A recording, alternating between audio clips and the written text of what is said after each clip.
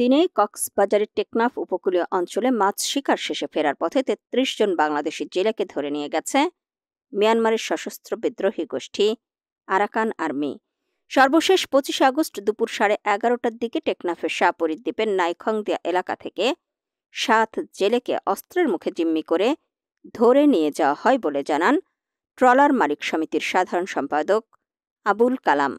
তিনি বলেন, অপহৃত ট্রলারটির মালিক টেকনাফ পৌরসভার চৌধুরীপাড়ার বাসিন্দা আব্দুল মোনাফের ছেলে উমর সিদ্দিক। এর আগে ২৪ আগস্ট একইভাবে ১৪ জন এবং ২৩ আগস্ট আরও ১২ জন জেলেকে অপহরণ করে সংগঠনটি। আবুল কালাম জানান, ট্রলারে থাকা এক মাঝি মোবাইল ফোনে তাদের ধাওয়া ও অপহরণের ঘটনা জানিয়ে বলেন, স্পিড বোটে করে এসে অস্ত্রের মুখে জেলেদের জিম্মি করে ফাতংজা খালের দিকে নিয়ে যাওয়া হয়। টেকনাফ উপজেলা নির্বাহী কর্মকর্তা শেখ এহসান উদ্দিন বলেন, কয়েকদিন ধরে আরাকান আর্মির সদস্যরা বঙ্গোপসাগরে মাছ শিকার শেষে ফেরার পথে বাংলাদেশি ট্রলারসহ জেলেদের জিম্মি করে ধরে নিয়ে যাচ্ছে। ইতোমধ্যেই বিষয়টি ঊর্ধ্বতন কর্তৃপক্ষকে জানানো হয়েছে এবং ওই এলাকায় আইনশৃঙ্খলা বাহিনীর নজরদারি বাড়ানোর জন্য অনুরোধ করা হয়েছে।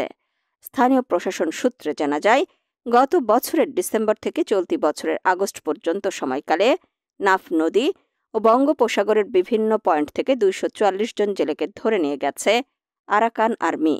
এর মধ্যে বর্ডার গার্ড বাংলাদেশ বিজিবির চেষ্টায় ১৮৯ জন জেলে এবং ২৭টি ট্রলার নৌকা ফেরত আনা সম্ভব হয়েছে।